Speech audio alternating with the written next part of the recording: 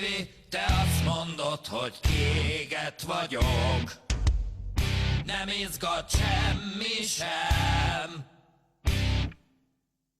örülni nem tudok, csak bambám bámulok, bármi is történjék velem. Szívi, te azt mondod, hogy mindig utálkozok, nem tetszik semmi nekem, s ha valakit nem bírok, azonnal begurulok, és eljár hamar a jobb kezem. Ezt nem hiszem, ezt nem hiszem, ez nem igaz, hiszen ha nőt látok, nem hányok, sőt egy közepes balhét se csinálok, csak hagyom, hogy szabadulhasson rám. Ha nőt látok, megállok, és lehetőséget kínálok, hogy nekem ugorjon, mint egy vadoroszlán.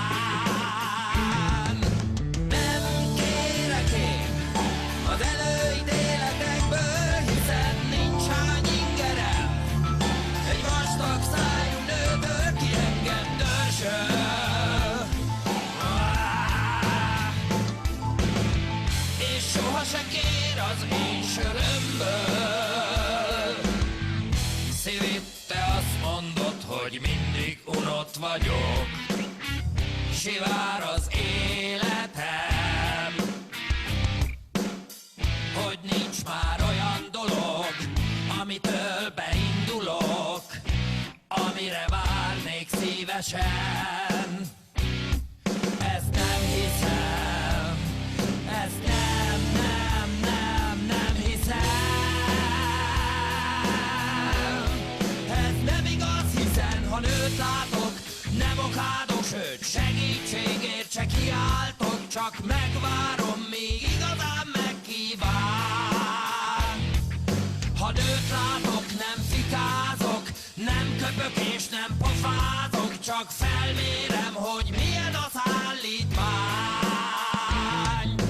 Nem kérek én a kritizáló dumában, hiszen nem öklendezek egy jó nagy mellű csajtól, ki engem sajtol. Nem kérek én a piszkálódásokból, hiszen nem kapok kiütést egy fiatal dögös tyúktól, ki engem úszol.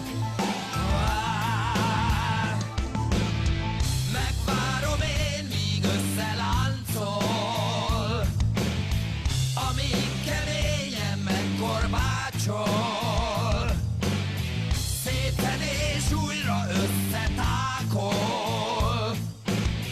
Megvárom